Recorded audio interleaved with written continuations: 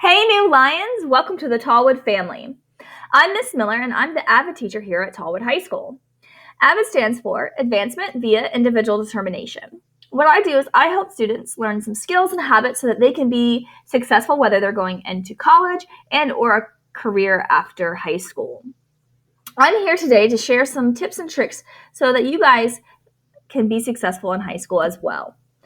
Before we get started, what I want you guys to do, close your eyes. I'm going to describe two different scenarios, and as I'm describing them, I want you to try to imagine you're the people in this scenario. All right, so the first scenario, you're in an auditorium full of people. You're asked to participate in an experiment. You say yes. So you go up on stage.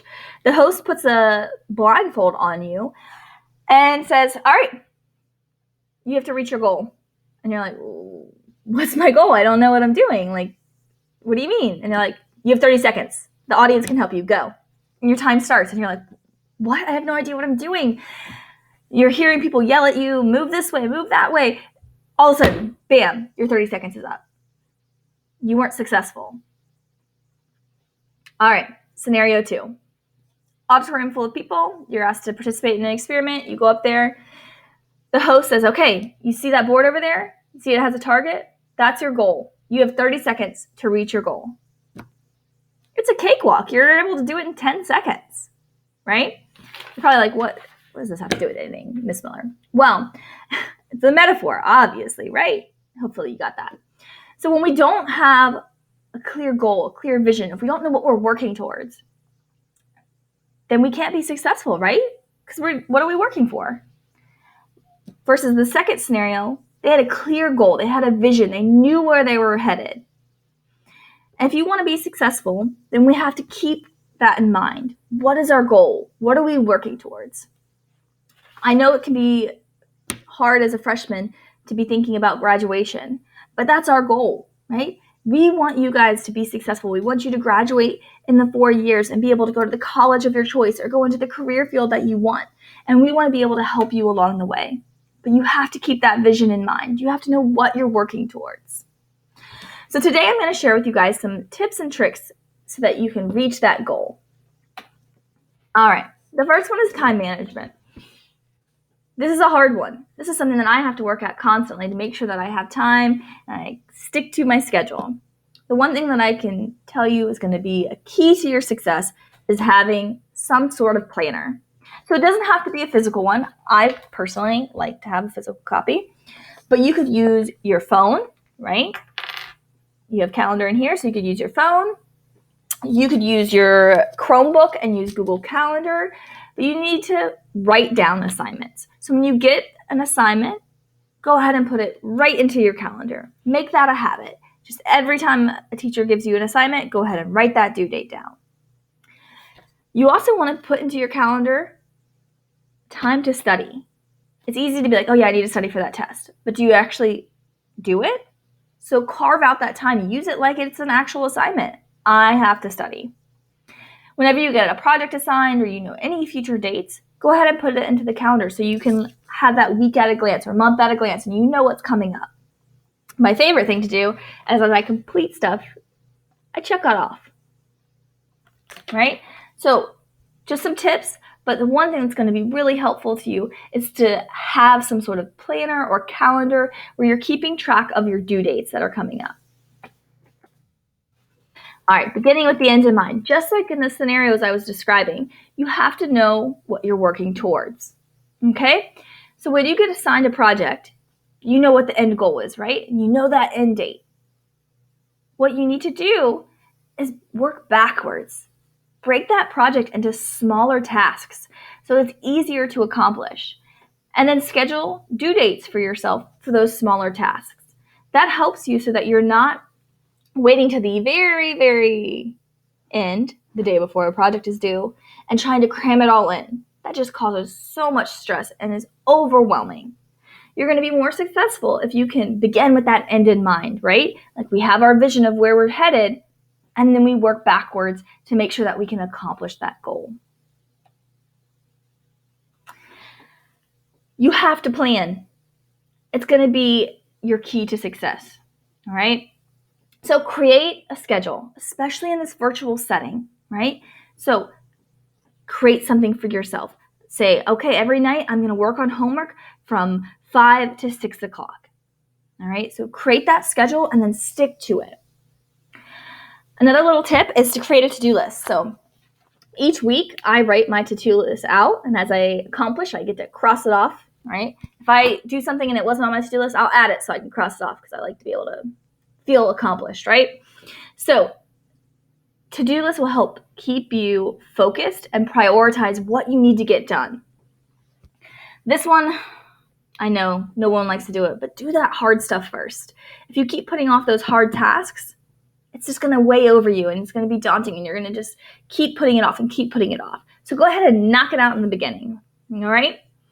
And then don't forget to reward yourself, all right? Work hard. Prioritize your learning first. But if you are able to accomplish your to-do list, go binge that Netflix show. Go play the video game. But make sure you prioritize learning first. Organization is going to be another key to your success, all right? If you can't find something, then you're going to spend hours looking for it, and now you're spending more of your time and all that, just too much, right? So find a system. That's what's going to be best, is find a system that works for you. Some people, it might be a 3-ring binder. Some people, it might be folders. It might be a spiral notebook. But find a system that works for you. Especially that we're moving into this digital age, create a system in Google, right? Use your Google Drive. Create folders for each of your classes.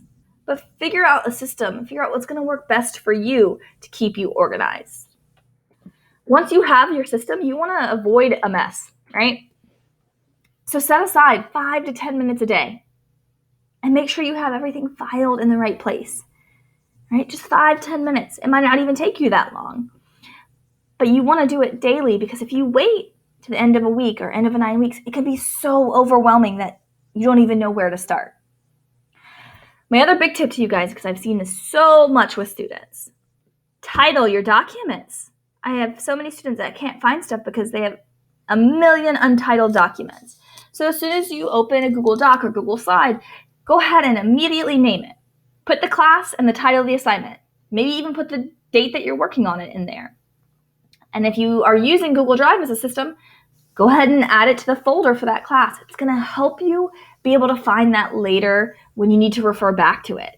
If you're looking for notes or you're looking for an assignment to work on a project, if it's not named, if it's not in the folder, then you're searching and searching and you can't find it.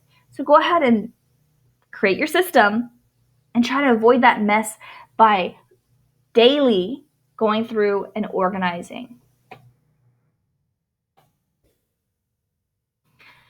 All right, accountability. This is a big one. You have to be responsible for your learning. You have to show up. Your teachers and everybody in this building wants you to be successful, and they will try to work with you every way they can, but you have to show up and you have to be accountable. To help you with that, AVID has a saying called SLANT. So we're going to look at what this stands for. So first, especially in this digital age, create a space for your learning, okay? So find a desk or a spot where you can have your supplies and everything that you need, where you'll be able to write or type. Think about where you're going to be comfortable and have the least amount of distractions. All right, we want you to look at the screen, all right? Close other distractions. Don't have 8 million tabs open at the top, right? Try and make sure you don't have other screens like your cell phone. Put those away so that you can be fully invested into that session with your teacher. If you need to pull up a document to reference while you're in the video session, put your video on one side and split the screen with the document. But be able to look at that screen and so that you can engage with the teacher. All right, ask questions all the time. Like I said, everybody in this building is here for you and we want you to be successful. We are trying to help you reach that goal, but you have to ask those questions. So you can use the chat feature in the video conferencing. You can raise your hand physically. You can email. There's so many pathways that you could ask a question, but you have to ask them. All right, nodding your head. So when we're in this virtual setting, turn your screen on. When you're in the classroom, you can do it physically where you're nodding your head. But as you're listening to your teacher, it shows them that you're actually listening and hearing what they're saying. If we're in this virtual setting, use the chat box, send an emoji, use your facial expressions. So you have to have that camera on so that you'll be able to do that. T is for talk, all right? Be prepared. Your teacher is going to call on you. So be prepared. Make sure that you were actually listening so that you know how to respond. Volunteer. And be an active participant in those breakout rooms when you are with your classmates. Engage in that discussion. But remember to stay on task and be appropriate. Self-advocacy.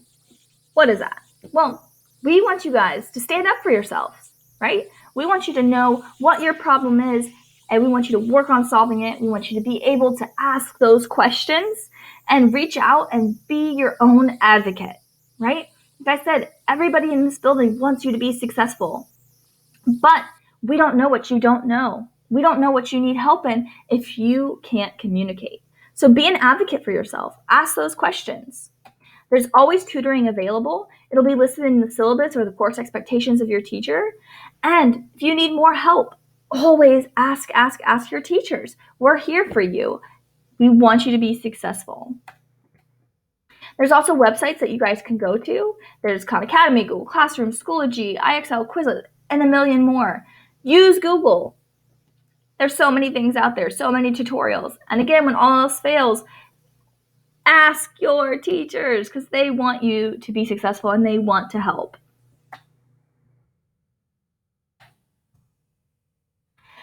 All right. At the end of the day, whether we're virtual or we're face-to-face, just remember that we're all in this together.